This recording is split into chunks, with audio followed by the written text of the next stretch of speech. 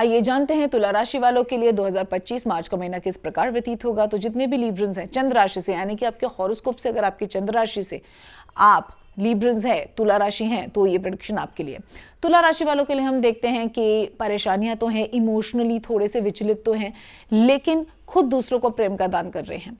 अब ये बहुत बड़ा योग होता है। यूजुअली लोग जब खुद अपसेट हो जाते हैं, अपनी कोई चीज़ जिससे वो डिप्राइव्ड हैं, जब उनके पास वो चीज़ नहीं होती है, उसका स्ट्रेस उनके ऊपर आता है, तो वो अपनों के ऊपर पे खिंचने लगते हैं, उनके साथ अच्छा बिहेव नहीं करते, इरिटेटेड होते हैं, बदतमीजी कर जाते हैं।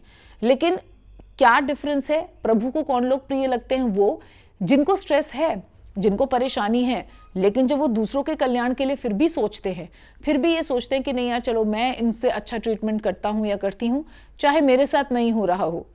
छोटा मोटा गुस्सा is fine, but still if they are thinking about others welfare, तो वो पर्सन उनके लिए अति प्रिय हो जाता है।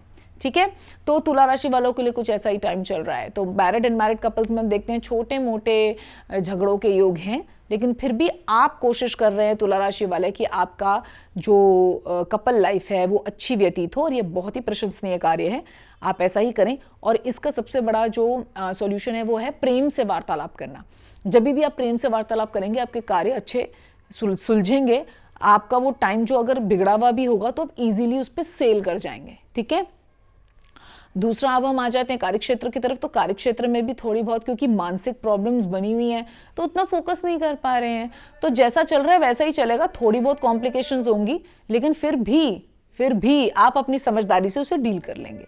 अपने प्रेम से कोई प्रॉब्लम क्रिएट भी हो जाए तो उसका सोल्यूशन क्या है? Conversation. Go and conversate with that concern person कि क्या प्रॉब्लम है, जो ऐसी ऐसी चीजें हो रही हैं, तो आपको उसका एक बेनिफिट ही मिलेगा, आपको नेगेटिव नहीं जाएगा, आपके फेवर में जाएगा। अब हम आ जाते हैं स्टूडेंट्स की तरफ। तो स्टूडेंट्स को बहुत फोकस करने की जरूरत है। हो सकता है उनको कोई छोटा मोटा रिलेशनशिप अफेयर हो जिसमें कुछ अच्छा नहीं चल रहा है, दोस्तों के साथ थोड़ी अनबन चल रही हो, जिसकी वजह से वो विद्या पे, अपनी पढ़ाई पे फोकस नहीं कर पा रहे हैं। तो मैं आपको ये कहना चाहती हूँ, पहले पढ़ाई पे फोकस करो, achieve your goal, and then you can do these things. हर एक चीज का एक टाइम होता है। अगर टाइम से पहले उस चीज को आप ज्यादा परफॉर्म करने लग जाते हो, तो जो टाइम विधाता ने नियत किए हुए हैं किसी एक चीज के, जैसे विवाह का एक प्रसंग नियत किया हुआ है कि एक विवाह का प्रसंग है, इसी में आप सब कुछ कर सकते हैं और वो धर्म माना जाएगा। कितनी खूबसूरत बात है। अगर विवाह से पूर्व या विवाह की तरह रह रहे होते हैं ना, तो विवाह के पश्चात फिर प्रॉब्लम्स क्रिएट होती हैं, क्योंकि आपने समय का सम्मान नहीं किया। समय ने जो एक विभाजन किया हुआ है, इस आयुखंड में ये, इस आयुखंड में ये, इस आयुखंड में ये, अगर आप आगे के आयुखंड वाली चीजें पहले ही परफॉर्मेंस दे देंगे, तो जो आगे का सुख है वो पहले ही डिस्ट्रॉय हो जाता है। तो इसीलिए मैं कहती हूँ समय का सम्मान करना है, समय के जो खंड है उसका सम्मान करना है। जब विद्या अर्जित करनी है तो विद्या ही करनी है, जब करियर बनाना है तो करियर ही बनाना है, जब विवाह हो गया तो विवाह पे पूरा फोकस देना है।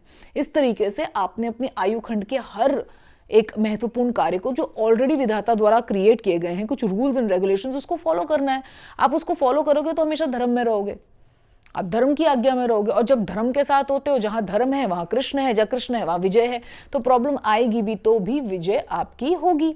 तो पढ़ाई पे फोकस करना है। ठीक है, रोगों पे आ जाते हैं। तो पेट के रोग, पेट में गड़बड़, इंडाइजेशन, गुड़गुड़ होना, लूज मोशंस, डायरिया, कुछ भी इस तरीके की प्रॉब्लम्स हो सकती हैं। तो आपने अच्छा खाना पीना है, बेफिजूल की चीजें नहीं खानी, ज़्यादा गर्म तासीर की चीज़ें नहीं खानी, अपने आप को स्वस्थ रखना है। ठीक है, आगे बढ़ते हैं और चलते हैं लकी कलर की तरफ। तो वो येलो आ रहा है, और साथ में हम इसके डालेंगे वाइट, जो आपके उदर में भी पीस लेकर आएगा, आपके मस्तिष्क में भी पीस लेकर आएगा।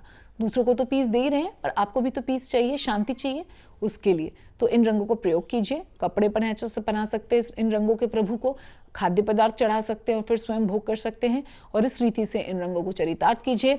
आशा महीना आपका बहुत बहुत सुखद व्यतीत होगा। और इस महीने में अगर आप मत्स्य अवतार की कथा का पाठ करें प्रभु के, तो आपके लिए बहुत बहुत उज्जवल रहेगा। इन सारे उपायों का प्रयोग कीजिए और देखिए आपका जीवन कैसे परिवर्तित होता है। आशा महीना आपका बहुत सुखद व्यतीत हो। धन्यवाद।